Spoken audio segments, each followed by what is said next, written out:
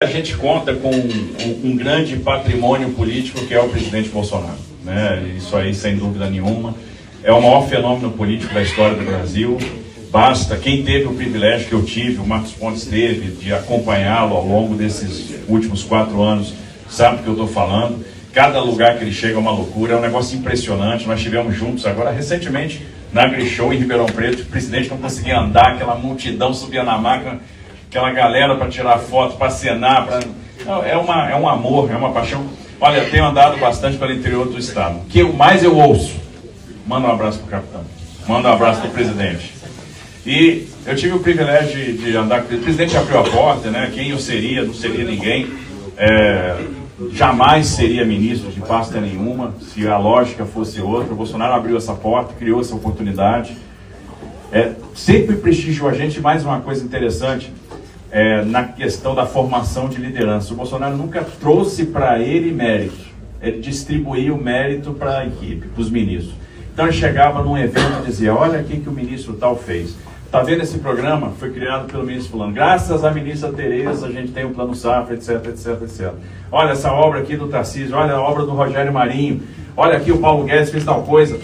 Toda vez ele distribuiu o crédito. E essa distribuição de crédito fez com que emergissem várias lideranças do nosso país. Pô, quem seria eu, quem seria o Marcos Pontes, quem seria o Jorge Seife, que virou senador, Damares. Né? Olha a quantidade de pessoas. Rogério Marinho ganhou uma eleição dificílima no Rio Grande do Norte, se elegeu senador numa eleição de uma vaga num estado no Nordeste que tradicionalmente, né, tem ali uma partida alta da esquerda. E o que nós... Existe um espaço que precisa ser preenchido, esse espaço precisa ser compartilhado e a gente precisa criar uma centro-direita consistente. E com certeza o resultado vai ser muito bom para o nosso estado de São Paulo e para o nosso Brasil. Depois de 28 anos de mandato, né? Muito encrenca, tá briga. Resolvi me cantar presidente, sabendo da dificuldade. Bem, graças a Deus aí tivemos um caminho que deu para chegar ao seu objetivo. Muito tortuoso, uma tentativa de homicídio no meio do caminho, mas pela pátria tudo vale. E hoje em dia, eu me sinto uma pessoa que acho que já cumpri minha missão aqui na Terra, mas não estou morto ainda. E costumo dizer, só depois de enterrado é que a gente vai embora de vez. E sabe como é que é a vida política de alguns, o que querem fazer contigo, as acusações, as perseguições. Mas tem que enfrentar os obstáculos. Sabia que não ia ser diferente. Quando eu assumi lá, chegou um colega parlamentar e falou: você tem que arranjar alguns milhões para quando acabar o seu mandato enfrentar o processo. Eu falei: tá bom, arranjar como? Bem, a maneira como ele apontou, eu falei: vou acabar pobre, talvez até condenado, mas esse caminho não é o correto. Estamos enfrentando um problema agora, até mesmo uma cassação, né, por uma condenação de ineligibilidade, porque me reuni com embaixadores antes do período eleitoral, caçado. Antes. Tá? E vamos enfrentar esse 22 agora. Já sabemos que os indicativos aí não são bons, tá? Mas eu estou tranquilo. Vergonha devemos todos ter. O que se anuncia agora, uma reunião do atual mandatário, não com embaixadores, mas com ditadores, como Ortega, da Nicarágua, Díaz-Canel, de Cuba, ou o Maduro, da Venezuela. Isso não é democracia. A união com esse tipo de pessoas é péssimo para o Brasil. Nos envergonha muito aí fora. Mas faz parte da nossa vida de político. Quem aqui nunca foi injustiçado na política? Quando nós mudamos aqui, ou melhor, o parlamento que mudou, né? Eu apenas sanciono, veto as questões lá. A questão da improbidade administrativa é para ajudar os prefeitos, não é para aliviar prefeitos, é para ajudar os prefeitos. Não pode ter uma legislação onde improbidade administrativa vai pegar você, mesmo de boa fé. Bem, enfrentamos tudo isso. Quando assumimos uma coisa, senhores prefeitos, E não é fácil você honrar o que prometeu durante a campanha. Não é fácil. Até porque, muitas vezes, nós prometemos de boa fé. E quando chega lá, a gente vê que alguma coisa não... Você tem que ceder. Mas conseguimos montar um ministério. O Tarcísio foi o quinto que apareceu para mim para entrevistá-lo. Eu olhei para a cara dele, para a minha cara. Eu fui assessor na Câmara por 3 anos. Não era integrante da comissão dele. Ele me conhecia, mas eu não conhecia. Afinal de contas, quem não me conhecia da Câmara tinha que ser cego, surdo e mudo. E problemas tinham, é natural. Enfrentamos a questão de ideologia de gênero desde 2010. Nós não temos nada contra o comportamento de adulto aqui, mas de criança, sala de aula, não. Então assumimos, montamos o Ministério, o Marcos Ponte, que eu já conhecia há algum tempo, entre outros, a Tereza Cristina. O pior ministério que tem era a Damares, o pior. Enfrentamos também um governo, Kassab, onde você não tinha recurso em ministério. As emendas impositivas, aprovadas lá atrás, deu um certo alívio para a gente. Que lá atrás, tá, era uma negociação, o Valdemar lembra muito bem disso, para liberar emendas, o chefe do executivo exigia certas coisas de parlamentares, no tocante à votação, que era inacreditável. E tinha tudo para dar errado, e muita coisa deu errado. Esse tipo de comportamento. Então enfrentamos 2019, montamos um bom ministério. Tive problemas seríssimos naquela sala, gente interessada em ajudar, mas não ao Brasil. E chegamos em 2020, enfrentamos uma pandemia que ninguém sabia o que era a pandemia. A gente não pode culpar ninguém. Eu defendi o tempo todo a autonomia do médico. O médico tem que decidir. Não tem o remédio com comprovação científica. Sei disso. Mas vai deixar o cara sofrer? Não vai deixar o médico buscar uma alternativa? Até os grandes remédios foi descoberto por acaso. Até o Viagra foi por acaso. Estava tratando lá paciente para questão pulmonar e de repente o velhinho lá ficava querendo sair da cama quando passava animado quando passava uma pessoa bonita perto dele. Assim foi na Guerra do Pacífico também. Descobriu-se que água de coco na veia ajudava o cara a não morrer porque não tinha sangue. E tolheram isso. Buscamos alternativas. Passou a pandemia, lamentamos as mortes. Hoje vocês veem Conselho Federal de Medicina falando que a máscara é inócua. Dizendo que o lockdown foi uma péssima política. Eu não errei nenhuma, porque estudei. Mas parece que tudo que eu falava dava o contrário perante a grande mídia, perante a CPI lá no Senado. Vencemos a pandemia, lamentamos as mortes. Não foi fácil, graças à equipe econômica, o Paulo Guedes, entre outros, o Pedro da Caixa, também. Criamos o auxílio emergencial que ajudou os prefeitos. A economia a movimentar na cidade. Demos para os prefeitos, governadores, o que poderiam perder a título do lockdown. Nós, entre 2020 e 2021, ainda criamos não, né? Porque quem cria não sou eu, quem cria é a indústria privada. Mas demos condições para se criar por volta de 3 milhões de empregos. Diferente de 14 e 15, onde se perdeu 3 milhões de empregos, sem crise. A não ser crise de competência. Ou uma corrupção desenfreada que vivia naquele momento. Enfrentamos a guerra logo depois. Fui negociar com o Vertiput, fertilizantes. Negociei com ele também. Dizem para nós, porque não temos refinaria no Brasil. Somos autossuficientes de petróleo, mas não temos refino. Outras coisas negociamos também. 3 horas de conversa com o Vertiput.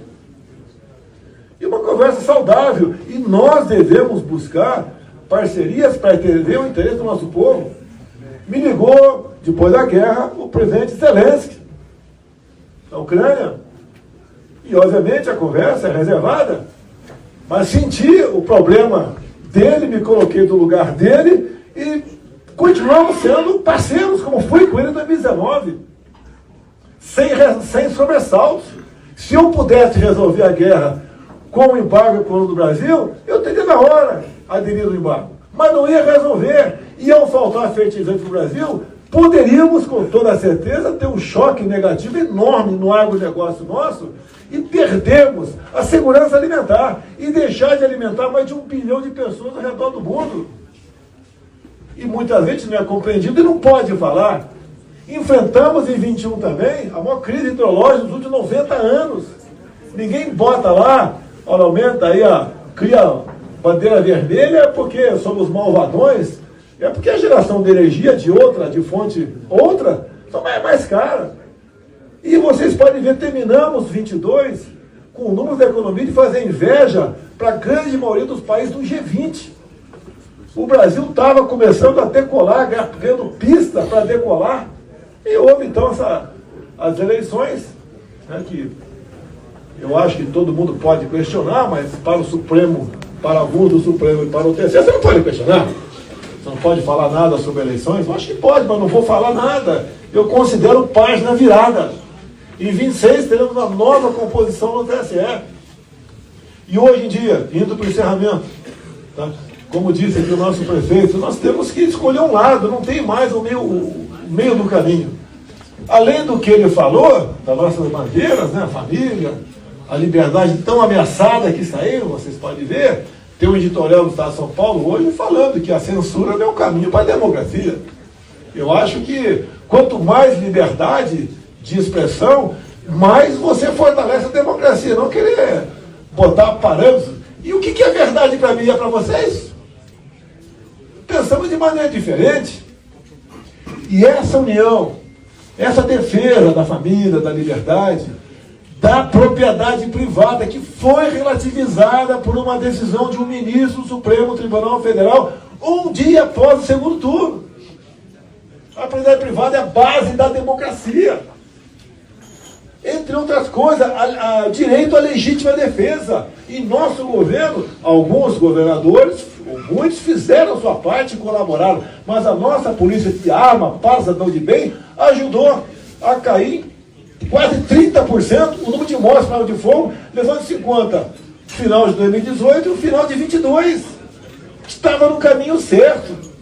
As políticas adotadas por outros ministros fizeram que o país não caísse 9% no PIB, quando era previsão do Banco Mundial. E nós caímos só 4% e recuperamos isso no ano seguinte. Nós transformamos o Brasil no segundo país mais digitalizado do mundo. Isso não é pouca coisa, não.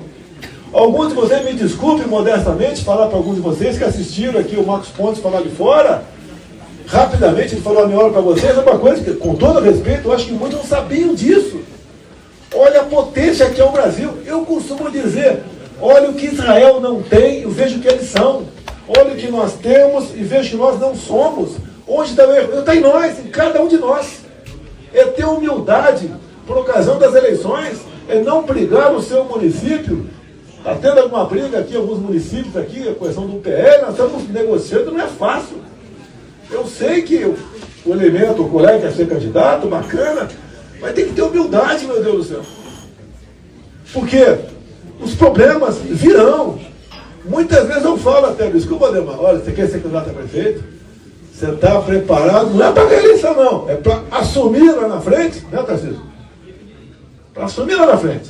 Eu estou com mais de 500 processos. Apesar de, por unanimidade, o TCU ter aprovado minhas contas semana passada.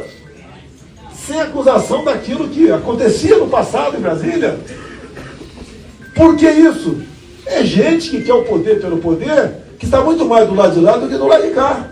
E essa união nossa, com o Partido do Kassab, entre outros, né, não somos inimigos, logicamente, nós não vamos aceitar negociar com certos partidos aí que nós sabemos. O que eles querem e pregam não deu certo em lugar nenhum no mundo e não tem nada a ver com o básico nosso, com as nossas tradições judaico-cristãs. Então, com essa união nossa, é uma grande base que será feita no Brasil, via prefeitos e vereadores, que vai nos dar uma garantia para que em 2026 tenhamos alguém que realmente trabalhe pelo Brasil, que contenha essa indústria da demarcação de terra indígena, que no meu governo foi demarcada nenhuma área, nenhum quilombola, nenhuma APA. Vamos defender o meio ambiente Nós defendemos, tanto é que o Brasil é um dos países que mais tem área preservada no mundo. 2/3 aqui está preservado. Olha a potencialidade que nós temos. Agora, só podemos fazer isso aí com a harmonia nossa. A união é realmente buscar criar essa grande base de quase 5.700 municípios no Brasil, que nos fortalece para 26. E dizer que 26, a composição do TSE será outra. O presidente será o Cássio Nunes. O vice será o André. Por coincidência, eu indiquei os dois. Vamos ter uma eleição tranquila. Como disse há pouco ali, né? Nós não podemos enfrentar eleições com suspeitas. Não pode haver isso. A alma da democracia é a lisura, é a transparência que nós sempre defendemos. E não estou provocando ninguém aqui. Mas não é justo. O partido entra com uma petição no TSE e sai de lá com uma multa de 22 milhões de reais. Não tem cabimento isso. Não tem lógica isso. Como não se consegue entender que um presidente reúne com embaixadores, que é uma política privativa dele, como é de vocês, discutir, por exemplo, salário, vocês, chefes de executivo municipais, e receber uma condenação por isso. Se bem que eu já paguei, eu recebi uma multa pessoal de 20 mil reais por causa disso. Vocês julgaram de novo? Não estou tentando aqui me justificar. A cabeça de cada um lá é que decida. Não vamos apavorar com o resultado que vier. Obviamente não quer perder os direitos políticos.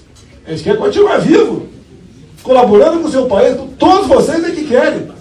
E eu costumo dizer, Valdemar, a gente que passou dos 60, a gente, com todo respeito a vocês, a gente tem um pouco mais de experiência. A gente sabe que daqui a pouco a gente vai abandonar a política e vamos ali nos preparar, se Deus quiser, é para a vida eterna. E a nossa união é a prova maior que nós estamos pensando no Brasil. O menor município aqui presente, prefeito, vamos supor que seja de Eldorado Paulista aí, é tão importante quanto o nosso aqui de São Paulo, que são 2 pessoas que podem servir de exemplo para muita coisa. Quem diria um cara como eu sair do Vado Ribeira aqui, uma região pobre, chegar onde chegou, são as oportunidades que aparecem. E nós não devemos desperdiçar as oportunidades sempre dentro de uma perspectiva e de uma humildade, o Tarcísio disse aqui, um reconhecimento. Eu nunca deixei de reconhecer, ter gratidão por esses que estiveram ao meu lado durante 4 anos. Então, a todos vocês, quem está se filiando, boa sorte, né? Vamos estar juntos. Em 2020 eu não fiz campanha para gente do meu partido, eu fiquei isentão ali, tá? Para exatamente que temos amigos e pessoas bem intencionadas em alguns outros partidos.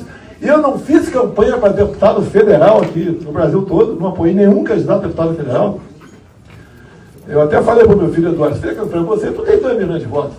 A gente vai perder cadeiras como perdemos em 2018, porque não tinha atingido o coeficiente de 10%.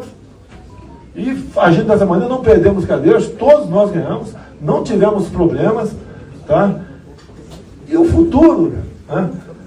No futuro, a gente vai ser mostrado o que aconteceu em 2018. Eu considero que viveu no momento uma vacina, um momento, né, como o pessoal cristão sempre diz, né? Você tem que sofrer para entender que você é mortal, que você não é tão poderoso assim. Agora, não é fácil, né? Ter uma vida de ex-presidente, recebendo a visita da PF em casa, procurando cartão de vacina. Tem cabimento. Mas eles sabiam que podiam procurar qualquer outra coisa, ela não ia achar. Agora, quem determinou? Quem fez isso? Em troca de quê? Encerrando para valer agora. O ser humano, aquela tal da Bíblia, né, que eu leio, é uma caixinha de ferramenta até para quem é ateu. Tá? E uma das coisas que a gente tira dali é o seguinte: não tomem decisões, meus amigos, como se fosse viver 1000 anos. Todos nós temos um prazo de validade.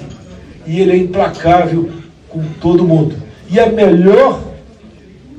melhor que nós podemos deixar para quem está atrás de nós, filhos, netos, sobrinhos, né? Filhos de vocês, netos de vocês, é uma história que nos possa orgulhar. Vem cá, Valdemar, para encerrar aqui, Valdemar. Olha, vocês conhecem o Valdemar da Costa Neto? Eu conheço ele, fui deputado com ele. Quem não teve problema na vida? E eu já vi mais de uma vez o Valdemar com lágrima nos olhos falar para mim: Bolsonaro, entrei no avião, chegou um senhorzinho, posso tirar uma foto contigo? Isso é o máximo da política! O máximo da política! Você era o povo que levou lá atrás, ele entrava no avião, tirava um broche de deputado. Hoje, muitos de nós temos orgulho de ser parlamentar. E vai ser assim. Quem te acredita em Deus, acredita em vocês. Muito obrigado aí. A palavra do presidente Bolsonaro, na sequência.